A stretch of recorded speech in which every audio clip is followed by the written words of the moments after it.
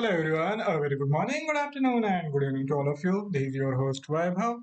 In today's session of correlation and regression, we will be considering these price developments, the increased volatility in aftermath of the release of non-farm payroll data for the United States, in which the actual numbers were better than the estimate, but still, of course, a lot lower compared to the last month. We have seen the job additions, the non-farm payroll additions of more than 300,000, but these are lower compared to the last month's addition of 500,000.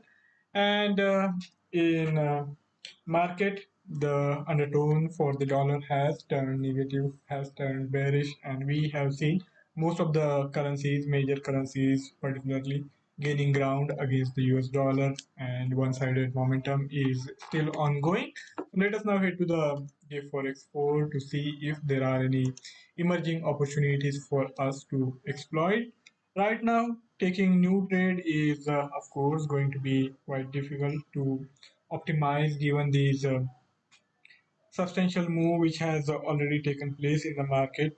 We will find it difficult to go with the flow and also to go against the flow because there is increased volatility and the trend is bullish. There is no question about it. But to get involved at the current levels, that is going to call for some serious courage. And as a result of that, I feel it will be better for us to maybe sit on the sidelines, allow for some more stabilization.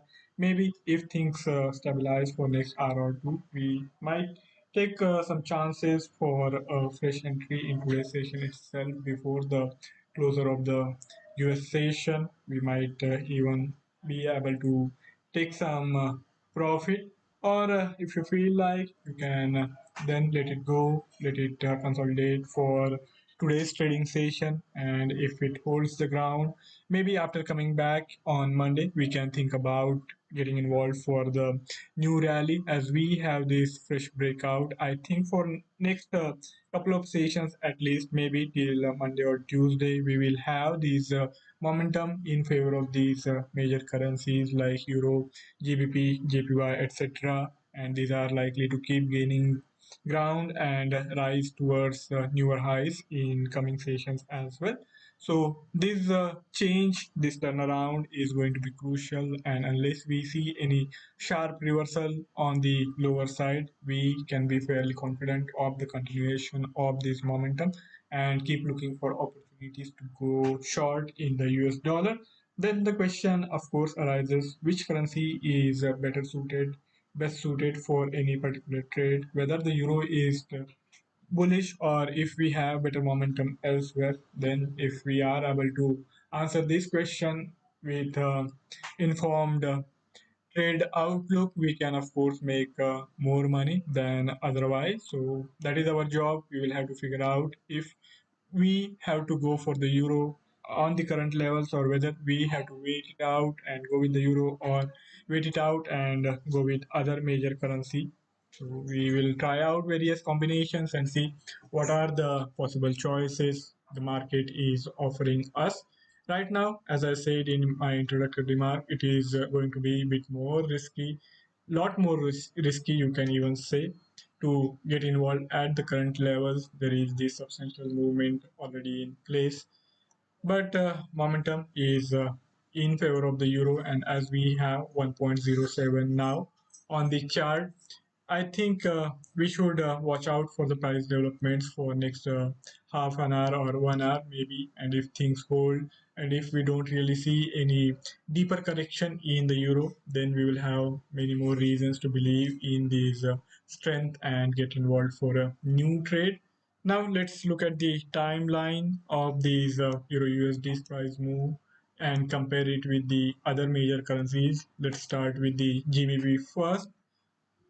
If we look at the price formation for the GBP was much more bullish even earlier in the day. For the euro, things were flat prior to the release of non-farm payroll data. But for GBP, the momentum was strongly bullish. Even in a European trading session, it was seeing substantial price momentum on the upside, and it was able to cross and make a fresh swing high above 1.20. So that was an interesting development. We didn't really see this strongly bullish momentum in other major currencies. Maybe JPY was also trading with a slightly bullish bias, but GBP was a clear outlier with this strong momentum. In yesterday's session, I had talked about the possibility of GBP USD again getting towards the level of 1.20 that did materialize in today's trading session, and it is even now trading quite strongly on this current level. So the momentum is in favor of the GBP bulls, and what we can do is wait it out, allow some more consolidation on these levels, and if we don't really see a deeper correction, we will be in a good situation to initiate the new trade and expect these momentum to continue. The GBP is, of course, much better placed in comparison to the euro in light of these price formation, which have been bullish from the start of the day. So I would any day, or not any day, but in today's session in particular, will prefer to trade with the GBP in comparison to the euro. The momentum is similar, but we have stronger momentum in GBP in comparison to the euro. Now let's see what's happening in the Asia Pacific currencies of AUD and NZD. For AUD, the things are in a consolidation phase with these bullish bias in today's trading session. The AUD has also gained, and for last couple of hours have been bullish after the release of non-farm payroll data. Prior to that, it was also going sideways. It wasn't really showing strongly bullish bias as is the case for GBP. So it is more in line with the euro, where the momentum is sideways with slight bias on the bullish side. So here also, I think it is better to overlook this trade and go with the flow in the GBP, not in AUD, which is lacking in this strong bullish bias. Maybe I think if we compare it to the euro, it looks slightly better placed. There is not much of a difference in the price formation. Maybe to some extent you can prefer it over euro, but of course it is not better than the GBP. GBP is a lot better placed. And even in Europe, there is a much more substantial movement after the release of non-farm payroll data for the AUD in terms of the magnitude. The move has not been that significant. So on that count, it is better to prefer maybe Euro and GBP being the first choice. Let's consider the NZD. For NZD, the move has been substantial, lot more than the AUD. So in these two Asia Pacific currencies, the AUD is apparently on the weaker side, NZD being the leader of the pack.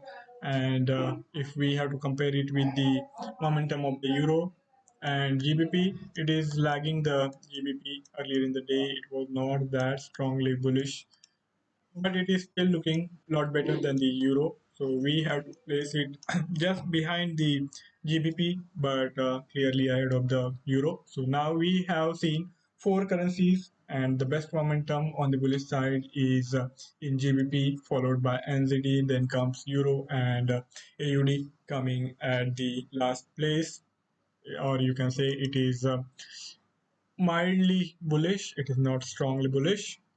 Now we will have to invert the scale and consider the currencies like USD CAD, USD CHF, and USD JPY.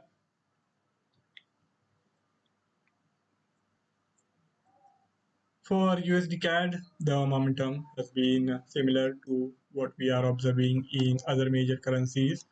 And earlier in the day, it was not trading much differently than Euro, AUD, and NZD. Only the clear momentum was in GBP. That is not really the case for the USD CAD. So it is somewhere in between. It is not the leader of the pack. So I think in today's trading session, it is better to overlook the CAD while initiating new trades, as we can't really go against the trend and nor we can go with the trend in the CAD. So it is better overlooked, and we have much more clarity in other European currencies in particular. NZD is also there. And here we have the CHF also, which is looking quite strongly placed. But prior to the release of non-farm payroll data, here also there was lack of substantial momentum, and only after the release of non-farm payroll data, we got these significant move on the downside. So here also there is this situation where the clarity at the moment is there. Even now it is not really correcting much from these current lows, so the CHF is moving strongly in terms of the magnitude. The decline is almost close to 1 percentage point, so on that count it is in line with its European peers of Euro and GBP. So I think we have this additional choice available to us for trading. We can go with it as well. It is strongly placed in terms of its current momentum, even though there was not much momentum in earlier part of the day. But right now it is trading well. But still, it will have to be placed behind the GBP, not ahead of it. You can then make your own choice of whether to go in the CHF or NZD or Euro, which are showing not much of a difference in their timeline of today's formation of swing lows and swing highs. For USD JPY, things seems to have turned quite a lot. After rising towards 137, it was consolidating, struggling on these higher levels. And for today's trading session, it spent substantial time consolidating just slightly below 137, but that has now changed, and here we have this decline of more than 2 percentage point from these highs to the lows. And if we look at its current price trajectory, it has shown this substantial decline, nosedive from these higher levels. So we will have to now trade cautiously and allow these new breakout to play out. And I think right now the trade has to be avoided. We don't really have much room to use the JPYs further decline on the lower side. Maybe I'm expecting it to consolidate and hold these levels around 135 in next couple of hours. So we can allow it to consolidate, and USD JPY can be the first choice for making a new trade if you expect the dollar to stay on the back foot and these currencies to continue to gain ground. Then JPY is going to be one of the best placed currency to exploit this situation, as there is quite a lot of increased volatility, and these USD JPY has this range which is looking wider compared to the other currencies. So on that count, you can go with these USD JPY trade and keep looking for the opportunity to go short. But on these current levels, we will have to wait it out, sit on the sidelines and see how things shape up. And then maybe we can make our mind later in the day, or maybe after we come back on Monday. A fresh start to the week can be done with this USD JPY. So the JPY is at the moment looking as the best place choice for the further appreciation, and it is looking quite strong at the moment, though there is some correction happening from these lower levels. But of course, the medium term outlook is now in favor of the JPY, so we can keep that in mind and make the trading choices accordingly. Now let's turn our gaze to the equity segment. For the equities, we don't really have substantial move on either side. The Dow Jones Industrial Average seems to be consolidating with this bullish bias. And if we have to go for any new trade, then the strategy is going to be buy on dips in Dow Jones Industrial Average. Here we saw this substantial decline in yesterday's trading session of more than 2 percentage point, and on these lower levels, the Dow Jones is finding some buyers, but it has to be considered as a part of the retracement from the lower levels.